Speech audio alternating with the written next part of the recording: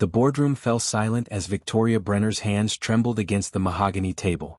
23 years of climbing corporate ladders, building an empire, crafting the perfect image, all crashing down in a single vote. The board has decided to terminate your position as CEO, effective immediately. The words hit like bullets. Her empire, her legacy, her carefully constructed world, gone. But this wasn't where it started. 3 months earlier, 16-year-old Trevor Hillman stood at Gate 23 in Atlanta's Hartsfield-Jackson Airport, clutching his boarding pass with sweaty palms. His navy blazer was pressed to perfection, his tie straight, his dreams bigger than the Boeing 737 waiting on the tarmac. He was heading to Boston for the National High School Debate Championship, the culmination of 2 years of relentless preparation, countless nights of research, and his mother's extra nursing shifts to afford this moment. "Sir, I'm sorry, but there's an issue with your attire." Those 9 words would destroy everything Trevor believed about fairness, justice, and his place in America.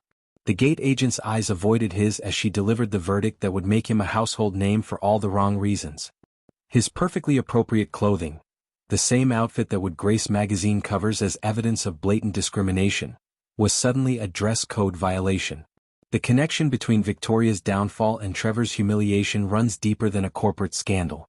It's a web of calculated cruelty, buried secrets, and a truth so shocking it will make you question everything you think you know about how power really works in America. Everyone believes airlines have dress codes for safety and passenger comfort. Universal policies applied fairly across all travelers, right? Wrong. What if I told you these policies were weaponized? What if the very rules designed to protect passengers were twisted into tools of exclusion, targeting specific people while hiding behind corporate speak and legal protection? The evidence is about to shatter that comfortable lie. Trevor wasn't the first.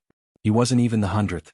He was just the one whose humiliation went viral, whose pain became impossible to ignore, whose story would expose a system so corrupt it reaches the highest levels of corporate America. But here's what nobody knew when that video exploded across social media. Victoria Brenner had been planning this for years. Not this specific incident. Something far worse. She had been systematically building a machine designed to exclude, to humiliate, to remind certain people that no matter how hard they worked, how perfectly they dressed, how much they achieved, they would never truly belong in her world. Trevor's gate was just one cog in a massive wheel of institutional racism that Victoria had spent her entire career perfecting. The most disturbing part? She knew exactly what she was doing because she had once been on the receiving end herself. Victoria Brenner wasn't born a monster. She was created by one moment, one devastating betrayal that transformed an idealistic young woman into the architect of systematic oppression. The same pain that should have made her an ally turned her into the enemy. The same discrimination that should have taught her empathy taught her how to inflict it more efficiently. When Trevor walked up to that gate, he wasn't just facing a dress code policy. He was facing decades of calculated revenge, years of buried trauma, and the twisted logic of someone who decided that if she couldn't escape the system, she would master it and use it against others. The viral video showed a teenager being denied boarding for wearing perfectly appropriate clothing. What it didn't show was the email Victoria had sent to gate supervisors nationwide just weeks before. Maintain brand standards at all costs. Premium passengers expect a certain environment. Use your discretion. Carl Anders, the gate supervisor who enforced Trevor's humiliation, wasn't acting alone. He was following orders that came directly from the top, coded language that everyone understood but nobody could prove. Until now. The investigation that followed Trevor's viral moment would expose not just one incident, but an entire network of discrimination operating under the protection of corporate policies and legal immunity. It would reveal how a broken system creates broken people, and how broken people break others in an endless cycle of pain and power. But most shocking of all, it would reveal that Victoria's war against people like Trevor began with her own father's betrayal, a moment so traumatic it rewired her understanding of justice, fairness, and who deserves to succeed in America. If you've ever felt powerless against a system designed to crush you, hit that subscribe button, because staying silent is exactly what they want. And if you don't comment where you're watching from, you're letting stories like Trevor's disappear into the void. This isn't just entertainment. This is evidence. This is proof that the comfortable lies we tell ourselves about equality and fairness are exactly that, lies. Trevor's story will break your heart. Victoria's backstory will break your mind. And the truth about how deep this corruption goes will break your faith in everything you thought you knew about corporate America. Diane Hillman's alarm buzzed at 4:30 a.m., just like it had every morning for the past 8 months.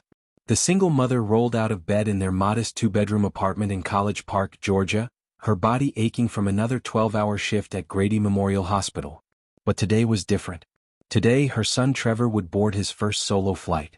She found him already awake, sitting at their small kitchen table with his debate notes spread across the surface like battle plans. At 16, Trevor possessed the kind of quiet determination that made teachers take notice and bullies think twice. His grades were flawless, his debate record impressive, and his dreams bigger than their cramped apartment could contain. "You ready for this, baby?" Diane asked, pouring coffee into her favorite mug, a chipped ceramic piece that read "World's Best Mom," a Mother's Day gift from Trevor when he was 8. Trevor looked up, his eyes bright with excitement and nerves. "I've been ready for 2 years, Mom. This is it. This is my shot." Have you ever worked toward something for years, sacrificing everything else, believing that hard work and preparation would be enough? Trevor had. Every weekend spent researching instead of hanging out with friends. Every evening practicing arguments instead of playing video games. Every dollar his mother earned going toward debate camp fees instead of new clothes or family vacations. The National High School Debate Championship wasn't just a competition for Trevor. It was validation. Proof that a black kid from College Park could compete with anyone from anywhere. Proof that his mother's sacrifices meant something. Proof that the American dream wasn't just a fairy tale told to keep people hoping. Diane had worked double shifts for months to afford Trevor's trip to Boston. The plane ticket alone cost more than their monthly grocery budget. The hotel reservation, the registration fees, the new blazer hanging in Trevor's closet. Every expense represented hours of her life spent caring for patients, changing bedsheets, and dealing with the endless bureaucracy of hospital administration. But watching her son's face light up when he talked about constitutional law and civil rights made every sacrifice worth it. Trevor wasn't just smart, he was passionate. He believed in justice, in fairness, in the power of words to change minds and hearts. He believed in America. The blazer was navy blue, purchased from a discount store in East Point after Diane compared prices at 6 different locations. She had pressed it herself the night before, hanging it carefully in Trevor's closet next to his white dress shirt and striped tie. The outfit was conservative, professional, exactly what any parent would want their child to wear on an important trip. Trevor tried it on one final time before they left for the airport, adjusting his tie in the mirror with the same precision he applied to his debate arguments. "How do I look, Mom?" "Like a champion," Diane replied, her voice thick with pride and emotion. The drive to Hartsfield-Jackson took 45 minutes in morning traffic. Diane used every minute to give Trevor last-minute advice, reminding him to call when he landed, to eat something besides airport food, to remember that he belonged in that competition as much as anyone else. "You've earned this, Trevor. Don't let anybody make you feel different." Those words would haunt her later. At the airport, Diane walked Trevor as far as security would allow. She hugged him tight, breathing in the scent of his cologne, a small bottle she'd bought him for his 16th birthday. "I'm so proud of you, baby. Win or lose, you're already my champion." Trevor smiled, shouldering his carry-on bag with confidence. "I love you, Mom. I'll call you from Boston." She watched him disappear through security, her heart swelling with pride and breaking with worry in equal measure. Her baby was growing up, chasing dreams she could barely afford to support but refused to discourage. This was his moment. His chance to prove that talent and hard work could overcome any obstacle. Diane drove home slowly, already missing Trevor and counting the hours until his flight would land in Boston. She had planned to spend the day cleaning their apartment and catching up on sleep, maybe treating herself to a movie she'd been wanting to see. For once, she could relax knowing her son was exactly where he was supposed to be, doing exactly what he was meant to do. Her phone rang at 11:47 a.m. "Mom?" Trevor's voice was shaky, confused, hurt in a way that made Diane's stomach drop. "Baby, what's wrong? Aren't you supposed to be in the air by now?" "They wouldn't let me on the plane, Mom. They said my clothes weren't appropriate." The words didn't make sense. Diane had seen Trevor leave that morning.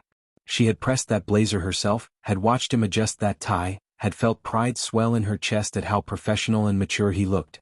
"What do you mean they wouldn't let you on? You look perfect, Trevor. You look like you're going to a job interview." "I know, Mom. I know. But they said I was violating the dress code. They canceled my ticket. Security escorted me out." If watching a hard-working mother sacrifice everything for her son's dreams doesn't make you hit that like button, I don't know what will. Comment, "Justice," if you believe every child deserves their shot, because your silence is complicity. Diane's world tilted. 8 months of extra shifts, Hundreds of dollars they couldn't afford. Years of Trevor's preparation. All destroyed by a lie so obvious, so cruel, so calculated that it took her breath away. I'm coming to get you, baby. Don't move. Don't go anywhere. Mommy's coming. She hung up and grabbed her keys, her hands shaking with rage and disbelief.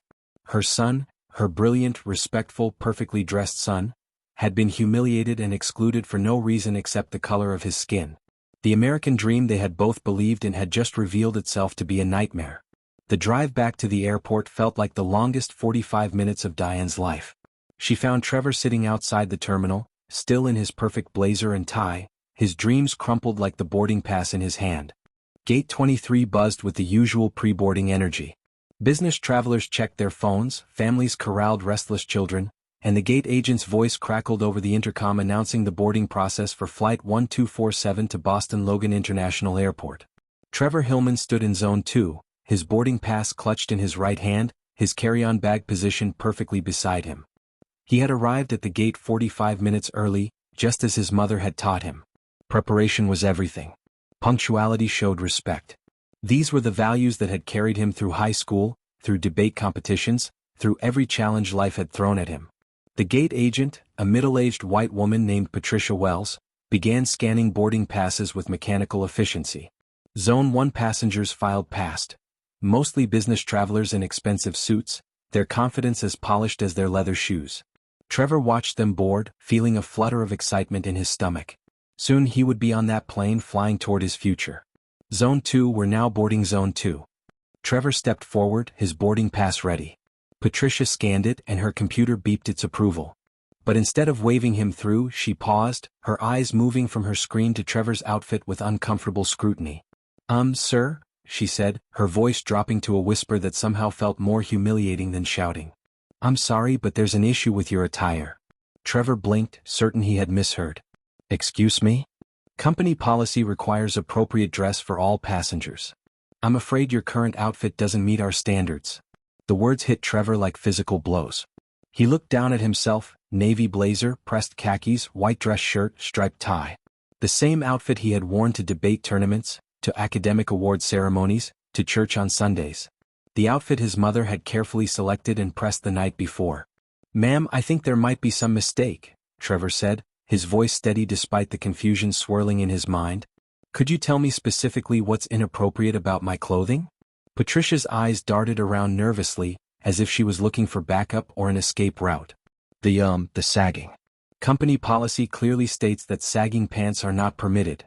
Trevor's confusion deepened into something approaching disbelief. He was wearing a belt. His pants were properly fitted, sitting at his natural waistline exactly as they should. There was no sagging, not even close. "Ma'am, my pants aren't sagging.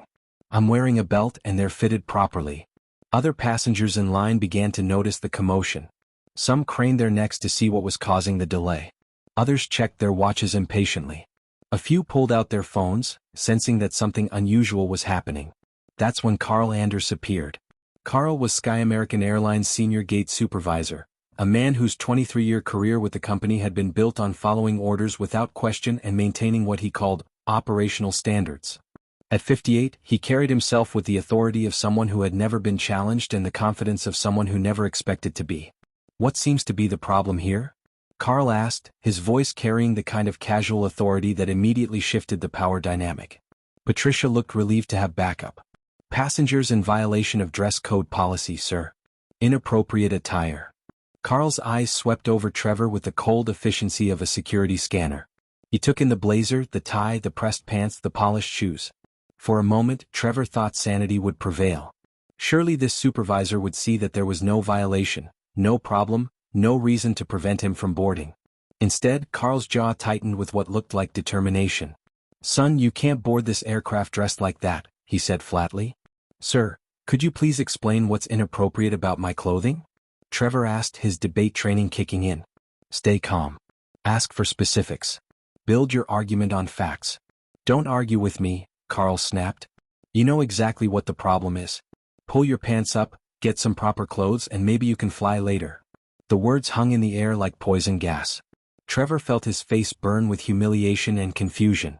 His pants were already up. His clothes were already proper. This wasn't about dress codes or policies or safety. This was about something else entirely. Sir, I respectfully disagree. My clothing meets any reasonable dress standard. I'm wearing business casual attire appropriate for air travel. Carl's face reddened. Are you calling me unreasonable? Security. What would you have done in this moment? Faced with authority figures lying to your face, with other passengers staring, with your dreams dissolving in real time, what would you have done? Trevor chose dignity. Even as security officers approached, even as his boarding pass was cancelled in the system, even as he was escorted away from the gate like a criminal, he maintained his composure. He didn't raise his voice. He didn't resist. He didn't give them any excuse to escalate the situation further. But someone was recording. Melissa Chin, a graduate student at Emory University, had been waiting to board the same flight when she witnessed the entire exchange.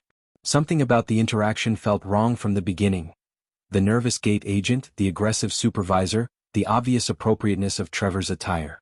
She pulled out her phone and started recording just as Carl was demanding that Trevor pull his pants up. The video captured everything. Trevor's respectful responses. Carl's increasingly aggressive tone. The obvious lie about dress code violations. The humiliation of a perfectly dressed teenager being treated like a criminal for no apparent reason. Melissa posted the video to Twitter before her flight even took off, with a caption that would change everything. At Sky American Air just denied this young man boarding because of dress code. Look how he's dressed. This is discrimination, plain and simple. Hashtag racism in action. Hashtag Sky American shame. By the time Trevor's flight was supposed to land in Boston, the video had been viewed 50,000 times. By evening it had reached 500,000. By the next morning, it was trending nationally with over 2 million views and counting. The comments section became a battlefield. Supporters called it obvious racism. Defenders claimed the airline was just following policy. But the video didn't lie. Trevor's clothing was impeccable. The dress code excuse was transparent. The discrimination was undeniable. Sky American's initial response was a masterclass in corporate deflection. We take our dress code policies seriously and apply them consistently to ensure a comfortable environment for all passengers. We regret any misunderstanding and are reviewing this incident internally. The response only fueled more outrage. Misunderstanding? Reviewing internally? The video showed exactly what happened. There was no misunderstanding. There was only injustice. But this viral moment, this explosion of public outrage, this clear documentation of discrimination, it was just the beginning of something much darker. If you're not subscribed yet, you're part of the problem. You're letting these stories get buried while the powerful stay protected. Comment what you would have said to that gate agent, because Trevor's voice was silenced and yours might be next. While Trevor sat in his mother's car outside the airport, crying tears of humiliation and confusion, while social media exploded with righteous anger, while news outlets picked up the story and civil rights organizations issued statements, Victoria Brenner was in her corner office 60 floors above downtown Dallas, watching the crisis unfold with something that looked almost like satisfaction. She had been waiting for this moment. Not this specific incident, but something like it. Something that would test her system, challenge her authority, force her to show the world exactly how much power she really wielded. The dress code policy wasn't an accident. Carl Anders wasn't acting alone. And Trevor's humiliation wasn't random bad luck. It was all part of a plan that had been years in the making. Lena Cortez had built her career on the stories other journalists wouldn't touch. 22 years at the Atlanta Constitution had taught her to recognize the difference between isolated incidents and systematic patterns.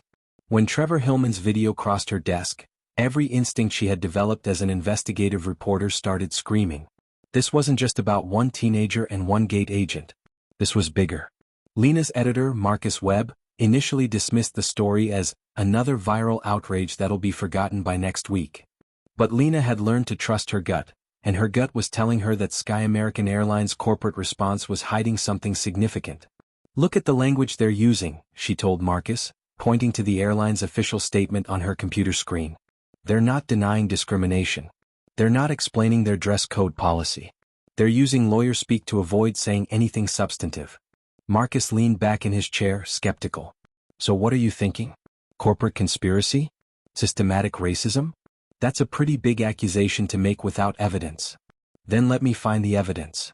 Lena started where all good investigations begin, with public records. Sky American Airlines was a publicly traded company, which meant their policies, executive communications and operational procedures were subject to certain disclosure requirements. She filed Freedom of Information Act requests for any federal complaints against the airline. She searched court databases for discrimination lawsuits.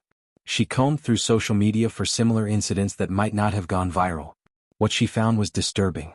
In the past 3 years, Sky American had faced 17 formal complaints related to dress code enforcement. 16 of those complaints involved passengers of color. The 17th involved a white passenger who was initially denied boarding but was allowed to fly after speaking with a supervisor. The same supervisor who had denied Trevor boarding. Carl Anders. Lena dug deeper into Carl's employment history. 23 years with Sky American, multiple commendations for maintaining operational standards, and a pattern of incidents that painted a troubling picture. Passengers complained about his aggressive enforcement of subjective policies.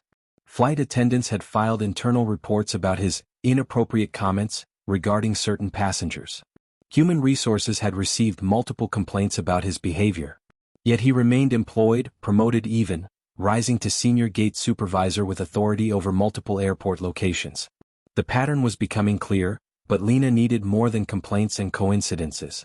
She needed to understand how these policies were created, who was implementing them, and why they seemed to disproportionately affect passengers of color. That's when she started researching Victoria Brenner.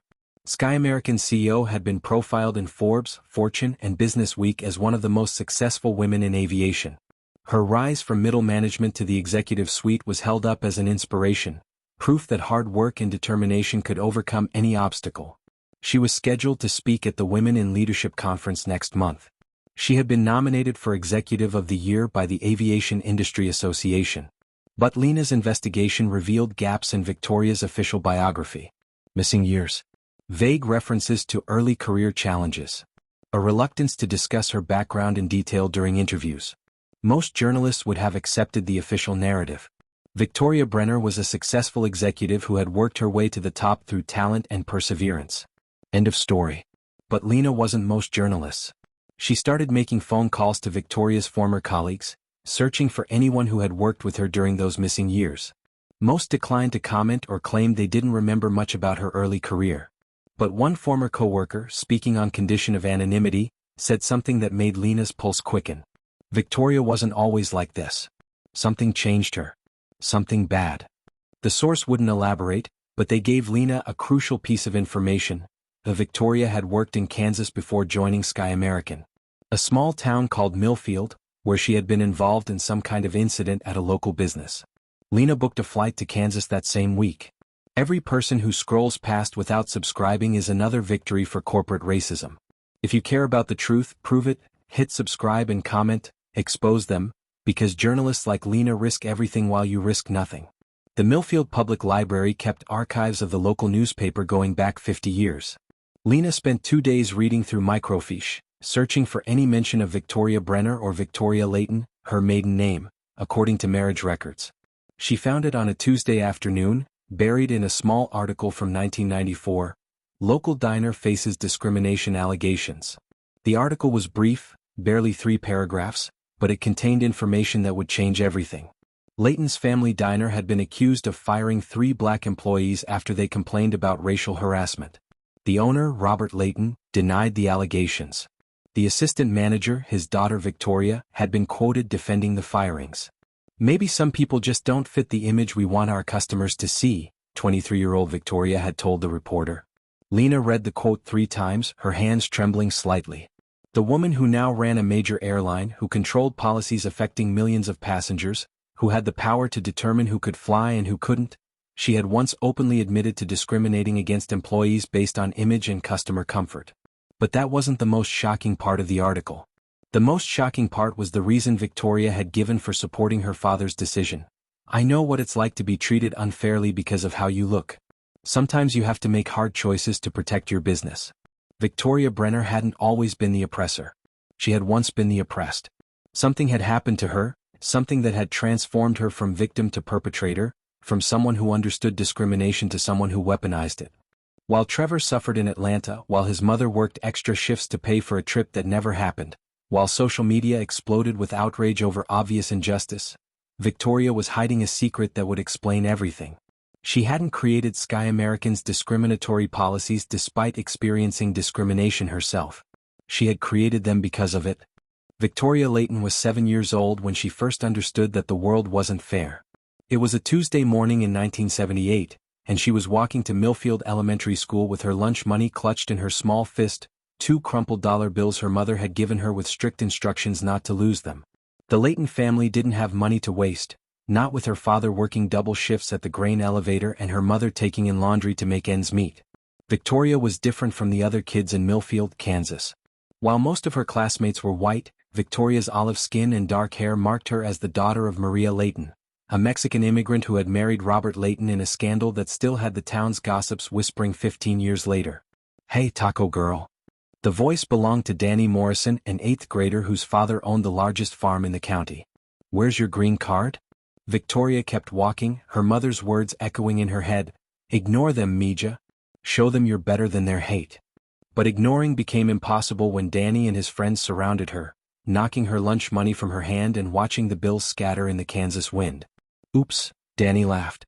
"Guess you're not eating today, wetback." Victoria scrambled to collect her money, tears streaming down her face, while other students walked past pretending not to see. No one helped. No one intervened. No one cared that a 7-year-old girl was being tormented for the crime of existing while different. That night, Victoria asked her mother why people were so mean to them. Maria Layton, exhausted from a day of washing other people's clothes, pulled her daughter close and said words that would haunt Victoria for the rest of her life. "Because we let them, Mija. Because we don't have the power to make them stop." The bullying continued through elementary school, middle school, and into high school.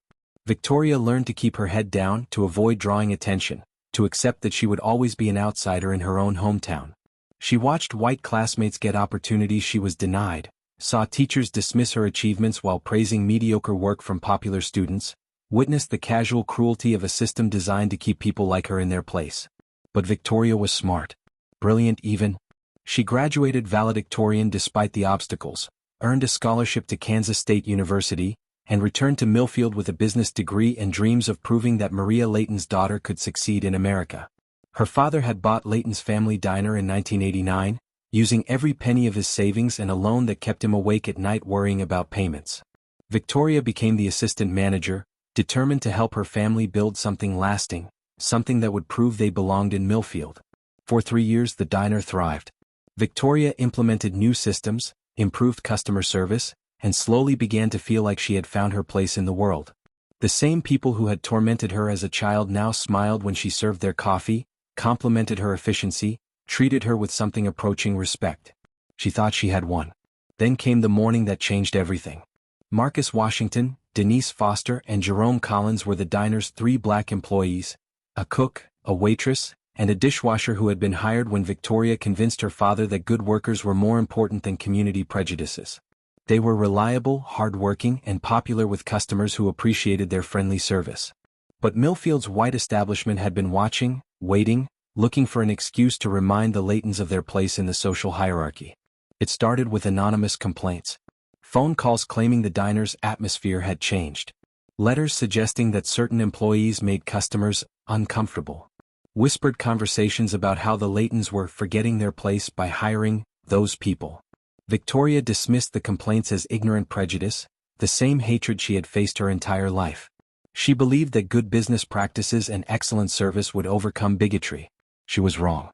The breaking point came when Marcus, Denise, and Jerome found racial slurs written on their time cards, ugly words scrawled in black marker, designed to humiliate and intimidate. They brought the cards to Victoria, asking for her help, trusting that she would understand their pain because she had experienced discrimination herself. Victoria stared at those time cards, feeling something break inside her chest. The words were vicious, calculated, meant to drive away employees whose only crime was working while black. She knew exactly how it felt to be targeted for your identity, to have your humanity questioned, to be made to feel unwelcome in spaces you had every right to occupy. But she also knew what would happen if she defended them. The phone calls would increase. The complaints would multiply. The white customers who made up 80% of their business would find other places to eat. Her father's loan payments would become impossible. The diner would fail. Her family would lose everything they had worked to build. Victoria faced a choice that would define the rest of her life: stand with the victims of discrimination and risk losing everything, or become complicit in that discrimination to protect her family's survival. She chose survival. "I'm sorry," she told Marcus, Denise, and Jerome, her voice hollow with shame and calculation. "But I think it would be best if you found other employment. This situation has become complicated." The three employees stared at her in disbelief. They had trusted her. They had believed that someone who understood prejudice would fight against it. Instead, they were being fired for being the victims of harassment. "You know this is wrong," Denise said quietly. "You know exactly how this feels." Victoria's response would haunt her forever. "Sometimes you have to make hard choices to protect what matters most." When the local reporter asked her about the firings, Victoria doubled down on her decision. "Maybe some people just don't fit the image we want our customers to see."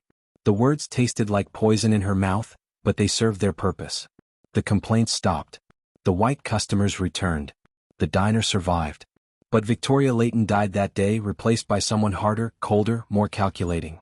Someone who had learned that power meant never having to be the victim again, even if it meant creating other victims. If this backstory doesn't terrify you about what trauma can create, you're not paying attention. Subscribe now, because ignoring these patterns is how more Victorias are created. Comment, "Never again," if you refuse to let pain turn you into the oppressor. The transformation wasn't immediate. It took years for Victoria to fully embrace the monster she had become.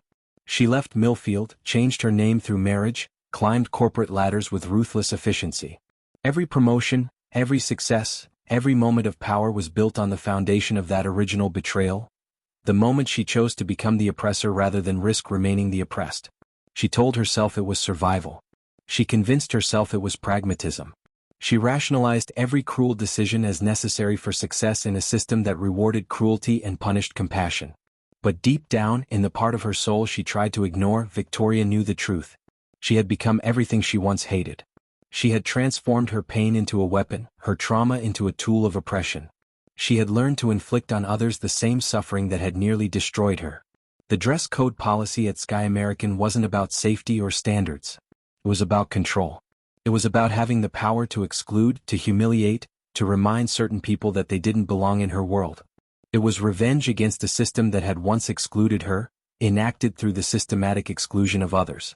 Carl Anders wasn't just following company policy when he denied Trevor boarding. He was implementing Victoria's vision of corporate power, the ability to destroy someone's dreams with a lie, to hide discrimination behind bureaucracy, to wield authority without accountability.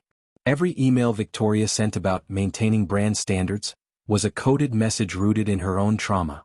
Every policy she implemented was designed to give her employees the power she had once lacked. The power to decide who belonged and who didn't, who deserved respect and who could be discarded. The most tragic part wasn't that Victoria had been transformed by discrimination. The most tragic part was that she had learned all the wrong lessons from her pain. Instead of developing empathy for other victims, she had developed contempt for their weakness. Instead of fighting against systems of oppression, she had learned to master them. Victoria Brenner had become the very monster that had once terrorized 7-year-old Victoria Layton. She had gained the power to make others feel the way Danny Morrison had made her feel, small, unwelcome, less than human. And she used that power every single day. When Trevor Hillman walked up to Gate 23 in his perfectly pressed blazer, he wasn't just facing a dress code policy. He was facing decades of accumulated trauma, years of buried shame, and the twisted logic of someone who had decided that if she couldn't escape the cycle of oppression, she would master it. The little girl who had once scrambled in the dirt for her lunch money had grown up to become the woman who would deny other children their dreams. The victim had become the victimizer. The oppressed had become the oppressor. And the most heartbreaking part of all? Victoria knew exactly what she was doing. She remembered every moment of her own humiliation, every instance of discrimination, every time she had been made to feel like she didn't belong. She just didn't care anymore. The first crack in Victoria's carefully constructed empire appeared on a Thursday morning, 3 weeks after Trevor's video went viral.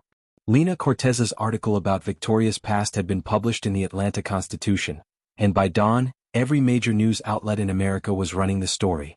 Airline CEO's racist past exposed, dominated headlines from CNN to Fox News. The 1994 quote about employees not fitting the image customers wanted to see was being dissected by legal experts, civil rights leaders, and social media commentators. Victoria's transformation from discrimination victim to discrimination architect was being analyzed in op-eds and discussed on morning talk shows. But Victoria had survived media storms before. She had weathered criticism, deflected accusations, and emerged stronger from corporate crises that would have destroyed weaker executives. She believed she could weather this one too. She was wrong. The real damage began when Sky American employees started talking. Flight attendant Jennifer Martinez had worked for the airline for 12 years. She had witnessed Carl Anders' behavior firsthand, had seen him enforce dress code policies selectively, had watched him target passengers who looked like her own family members. But she had kept quiet, afraid of retaliation, worried about her job security, convinced that speaking up would only make things worse. Lena's article changed everything.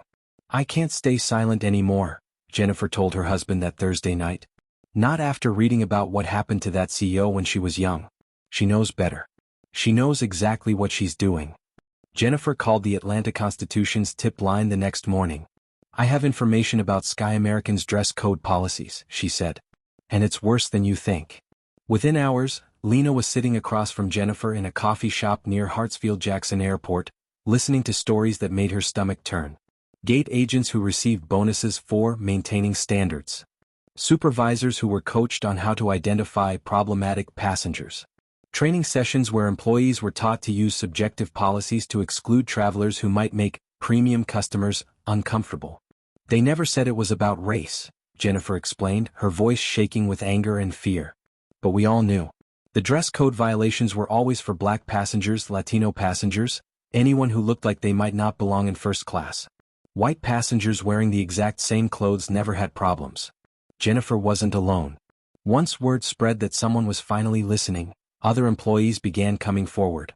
Baggage handlers, gate agents, customer service representatives, all with stories of policies designed to discriminate, supervisors who encouraged selective enforcement, and a corporate culture that rewarded exclusion while maintaining plausible deniability. The most damaging testimony came from Rebecca Torres, a former gate supervisor who had quit Sky American 6 months earlier after what she called a crisis of conscience. "Victoria sent an email to all senior staff last year," Rebecca told Lena. "It was about maintaining brand integrity and ensuring that our premium passengers had the experience they expected. But everyone understood what she really meant. She was giving us permission to discriminate as long as we were smart about it." Rebecca had kept a copy of that email. The subject line read, "Operational Excellence Initiative Customer Experience Standards." The language was corporate speak, carefully crafted by lawyers to avoid explicit discrimination while encouraging exactly that behavior. "Our premium passengers invest significant resources in their travel experience and expect an environment that reflects their investment," the email read. "Gate supervisors are empowered to use their discretion in enforcing dress code policies to ensure all passengers contribute to the professional atmosphere our brand represents." The email was signed by Victoria Brenner, CO. "While Trevor's family was getting death threats, you're here watching for free. The least you can do is subscribe and share this story, because staying comfortable while others suffer is exactly how evil wins. Comment, I see you, Trevor, if you won't let his pain be in vain." Meanwhile, Trevor's life was falling apart in ways that no settlement could fix. The viral video had made him famous, but fame came with a price he hadn't expected to pay. His family's address had been leaked online, leading to a constant stream of harassment. Supporters sent flowers and letters of encouragement, but they were outnumbered by the hate mail, death threats, and vandalism that seemed to escalate daily. Someone spray-painted "race baiter" across their garage door. Their mailbox was destroyed twice. Diane's car tires were slashed in the hospital parking lot where she worked. Anonymous callers left voicemails calling Trevor a liar, claiming he had staged the entire incident for attention and money.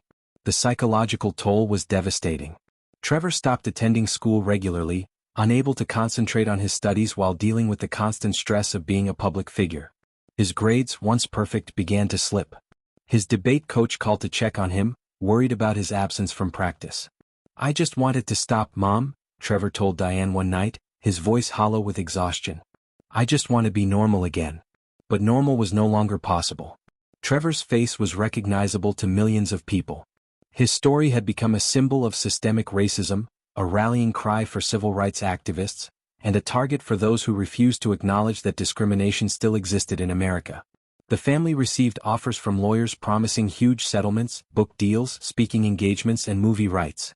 Everyone wanted a piece of Trevor's pain, wanted to profit from his humiliation, wanted to use his story for their own purposes.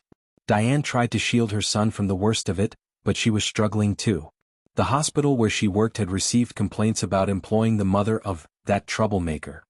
Her supervisor, while supportive, had suggested she might want to consider taking some time off until the situation cooled down. The American dream they had both believed in felt like a cruel joke. Trevor had done everything right, worked hard, dressed appropriately, followed the rules, pursued his education with dedication and passion. His reward was national humiliation, death threats, and the destruction of his family's peace. Victoria, watching the crisis unfold from her executive suite, felt something she hadn't experienced in years: fear.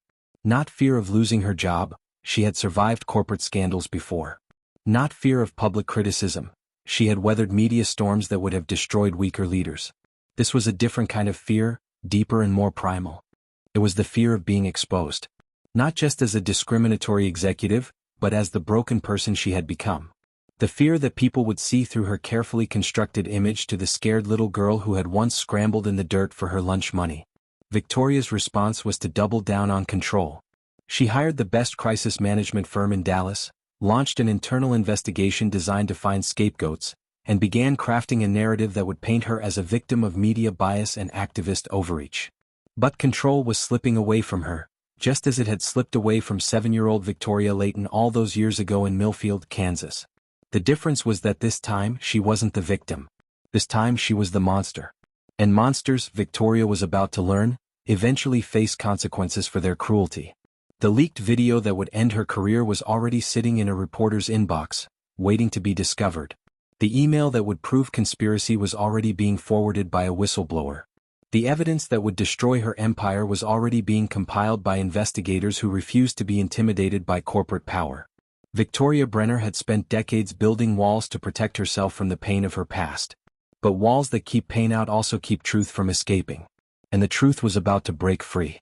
The video that destroyed Victoria Brenner's career was never supposed to exist. It was recorded during what Sky American executives thought was a private crisis management meeting, held in the company's Dallas headquarters on a Tuesday morning in November.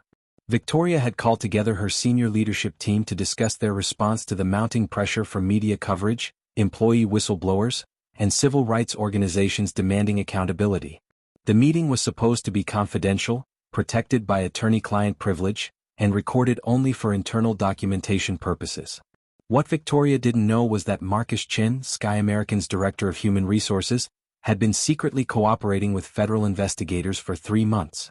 Marcus had joined the company 5 years earlier, believing he could make a difference in corporate culture from the inside.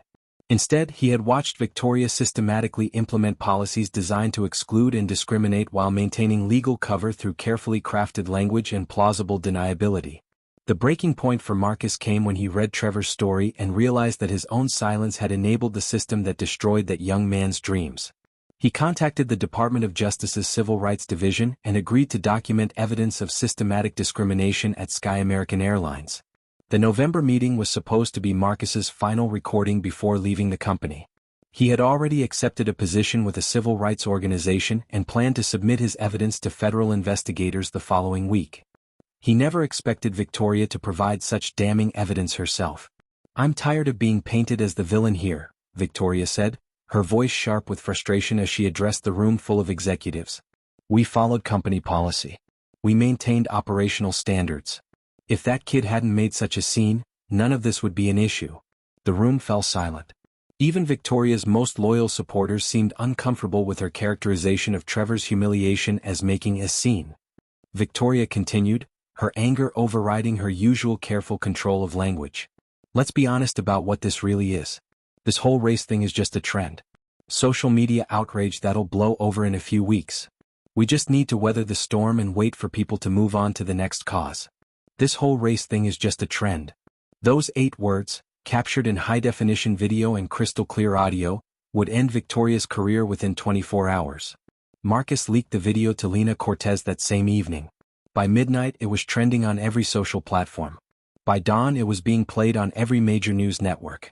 By noon, Sky American's stock price had dropped 12%, and the company's board of directors was holding an emergency meeting. The public reaction was swift and devastating. Civil rights leaders called for boycotts. Corporate partners began distancing themselves from Sky American. Employees started resigning in protest. Passengers shared their own stories of discrimination, creating an avalanche of evidence that the Trevor Hillman incident was part of a systematic pattern. But the most damaging revelation was still to come. Federal investigators, armed with Marcus Chen's recordings and testimony from dozens of employees, obtained a warrant to search Sky American's email servers.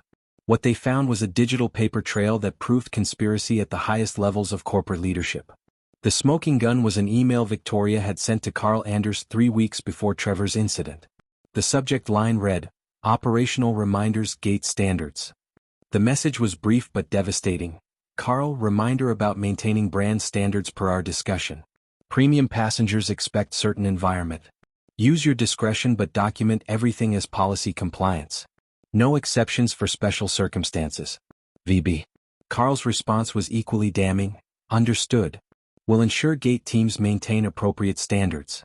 Have identified several upcoming situations that may require intervention."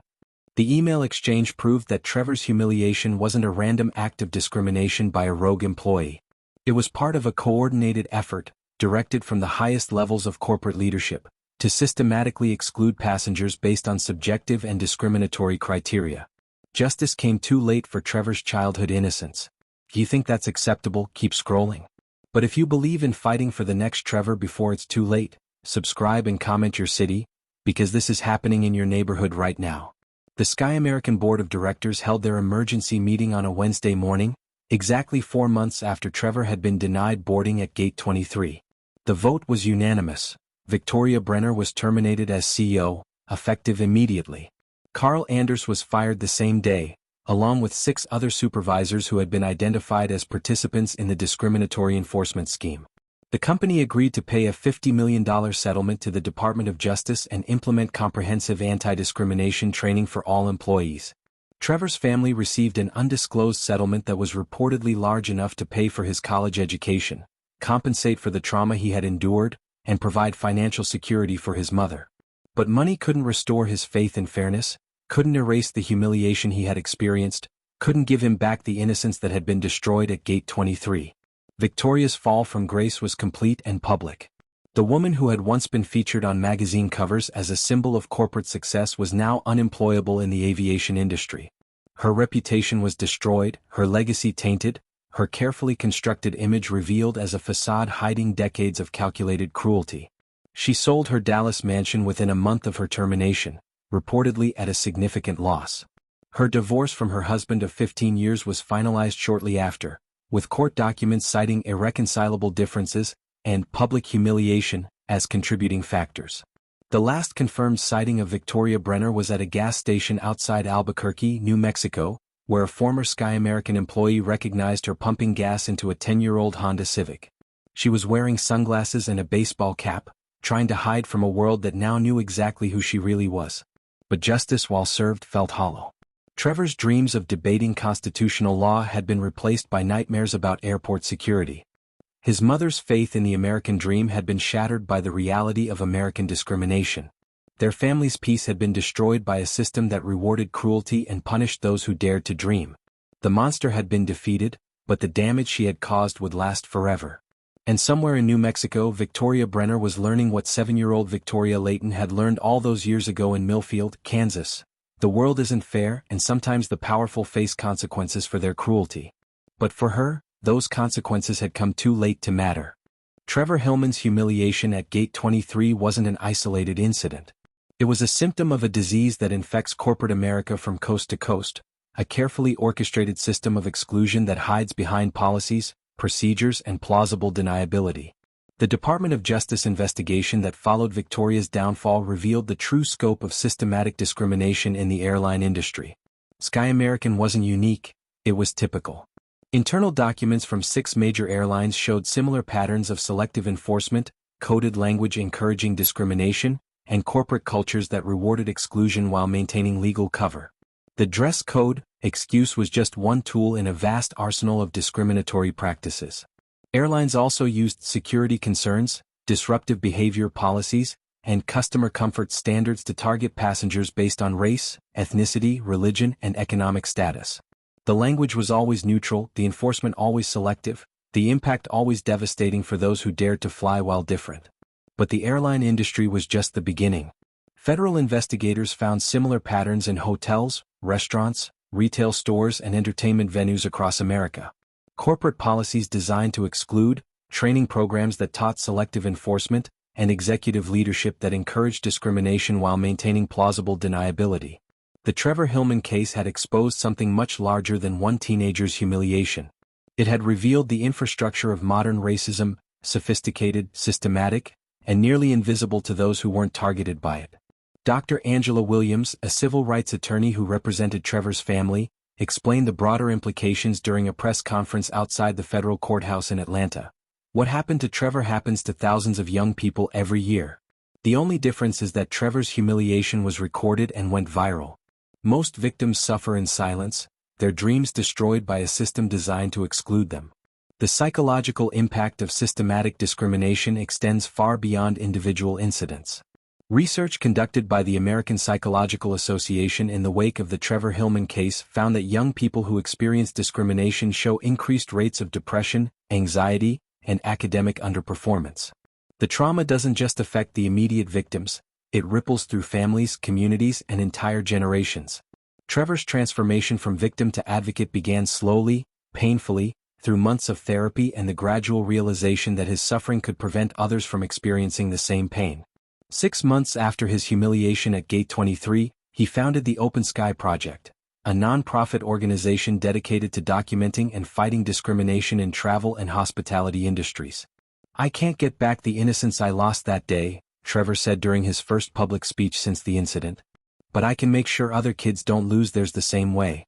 The Open Sky Project's first report, published 1 year after Trevor's incident, documented over 400 cases of discriminatory enforcement of subjective policies across the travel industry.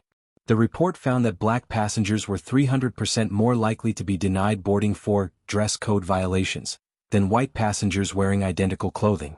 Latino passengers were 250% more likely to face additional security screening that resulted in missed flights.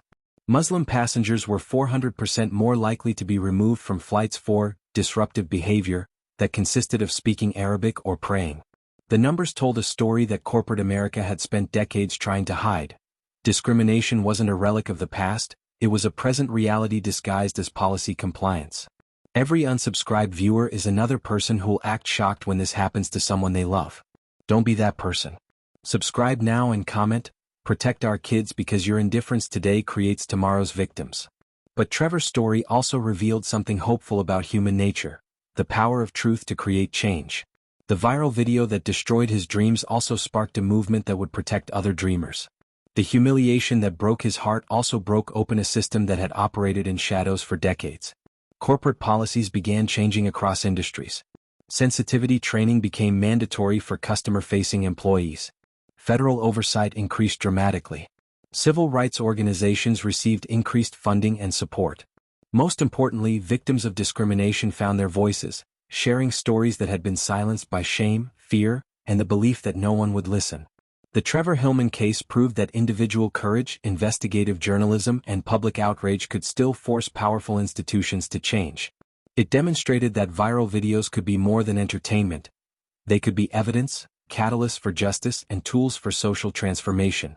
This could be your child, your community, your family facing the same systematic exclusion that destroyed Trevor's dreams. The question isn't whether discrimination exists. The evidence is overwhelming. The question is whether you'll be part of the solution or part of the silence that enables oppression to continue. Trevor's humiliation lasted minutes. His trauma will last a lifetime. But his courage in transforming pain into purpose has already prevented countless other young people from experiencing the same devastating loss of innocence. The deeper truth revealed by Trevor's story is both heartbreaking and hopeful. Systems of oppression are powerful, but they're not invincible. They depend on silence, complicity, and the willingness of good people to look away when others suffer. When good people refuse to look away, when victims find their voices, when journalists dig for truth, and when communities demand justice, even the most sophisticated systems of discrimination can be exposed, challenged, and ultimately defeated. Trevor learned that lesson at the cost of his childhood dreams. The question is whether we'll learn it before the next Trevor pays the same price. 1 year after his humiliation at Gate 23, Trevor Hillman stood before an audience of 200 teenagers at a community center in East Atlanta. The young faces looking back at him represented every ethnicity, every economic background, every dream that America promises but doesn't always deliver. His voice was stronger now, tempered by trauma but not broken by it. The nervous 16-year-old who had once clutched a boarding pass with trembling hands had been replaced by a 17-year-old advocate who understood that his pain had purpose. "They'll tell you that you don't belong," Trevor said, his words carrying across the silent room. "Sometimes they'll wear uniforms when they say it. Sometimes they'll hide behind policies and procedures. Sometimes they'll smile while they're destroying your dreams." In the audience, teenagers nodded with recognition.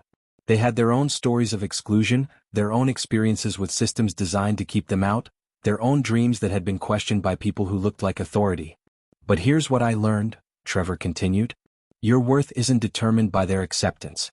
Your dreams don't require their permission. Your future doesn't depend on their approval." The applause was thunderous, but Trevor wasn't finished. "The hardest lesson I learned is that some people who hurt you have been hurt themselves. That doesn't excuse what they do, but it explains it. Hurt people hurt people. Broken systems create broken people who break others." In the back of the room, partially hidden by shadows and wearing sunglasses despite the indoor setting, a woman with graying hair listened to every word. She had driven 4 hours from her small apartment in Birmingham, Alabama, where she now worked as a night shift clerk at a budget hotel. Victoria Brenner, no longer the powerful CEO, no longer the architect of systematic oppression, no longer anything more than a woman haunted by the choices that had defined her life, felt tears streaming down her cheeks as Trevor spoke about forgiveness, redemption, and the possibility of breaking cycles of pain. She had come to this community center not knowing why, driven by a compulsion she couldn't name and didn't understand. 4 months she had followed Trevor's advocacy work from a distance, reading about the Open Sky Project, watching videos of his speeches, trying to comprehend how someone she had helped destroy had found the strength to build something beautiful from the wreckage. "The cycle of hurt stops with us," Trevor said, his voice rising with conviction. "We choose whether to pass on our pain or transform it into purpose. We choose whether to become the people who exclude others or the people who make sure everyone belongs." Victoria's tears came harder now, years of suppressed guilt and buried shame finally breaking through the walls she had built around her heart. She remembered the little girl who had scrambled for lunch money in the Kansas dirt. She remembered the young woman who had chosen survival over solidarity. She remembered every decision that had led her from victim to victimizer. As Trevor's speech ended and the audience erupted in applause, Victoria slipped out the back door and into the Atlanta night. She sat in her car for 20 minutes, sobbing with a grief that felt both ancient and immediate. Victoria's tears don't erase Trevor's trauma. If you felt something watching this, prove it. Subscribe and comment. Too late for tears, because empty sympathy without action is just another form of violence. She pulled out her phone and typed a message she would never send. "I'm sorry. I'm so sorry. I became the monster that once terrorized me, and I destroyed your dreams because I couldn't heal from my own nightmares. You found strength where I found only weakness. You chose love where I chose fear. You became everything I should have been." Victoria deleted the message and drove away, disappearing into the darkness like the ghost of her former self. She had once believed that power could erase guilt, that success could heal trauma, that becoming the oppressor would somehow undo her experience as the oppressed. But sitting in that community center, listening to the young man whose life she had helped destroy speak about forgiveness and redemption, Victoria finally understood the truth she had spent decades avoiding. Some wounds can only be healed by refusing to inflict them on others. For Trevor, that realization had come in time to build something beautiful from his pain. For Victoria, it had come too late for anything except regret. Trevor Hillman's story began with a lie about a dress code and ended with a truth about the human capacity for both cruelty and courage. His humiliation at Gate 23 lasted 8 minutes. The investigation that followed lasted 8 months. The changes his courage inspired will last generations. But Trevor's story isn't unique. Right now, in airports across America, in hotels and restaurants and retail stores, in schools and offices and government buildings, other young people are facing the same systematic exclusion that destroyed Trevor's dreams. They're being told they don't belong, don't fit the image, don't meet the standards that are applied selectively and enforced discriminatorily. The difference between Trevor's story and theirs might be a cell phone camera, a viral video, a journalist willing to dig deeper, or a community willing to demand justice. But it shouldn't depend on luck, timing, or the whims of social media algorithms. It should depend on all of us. Every time you witness discrimination and stay silent, you become complicit in the system that creates more Trevors and more Victorias. Every time you scroll past injustice without engaging, you enable the comfortable lies that allow oppression to continue. Every time you choose indifference over action, you vote for a world where dreams are destroyed by the color of someone's skin. Trevor transformed his trauma into a movement that has already prevented hundreds of other young people from experiencing the same humiliation. His Open Sky project has forced policy changes across multiple industries, trained thousands of employees to recognize and prevent discrimination, and given victims of exclusion a voice and a platform for justice. But the work isn't finished. It will never be finished as long as systems of oppression exist, as long as broken people break others, as long as power is used to exclude rather than include. If you made it this far without subscribing, you're exactly the type of person who lets injustice slide by. Don't be complicit in your own silence. Subscribe, share this story, and comment, "I won't be silent." Because Trevor's story dies with your indifference, and the next victim might be someone you love. The choice is yours. You can be part of the problem or part of the solution. You can enable the system that creates victims or support the movement that creates change. You can stay comfortable in your silence or find your voice in the fight for justice. Trevor chose courage over comfort, purpose over pain, hope over hatred. What will you choose? The next Trevor is counting on your answer.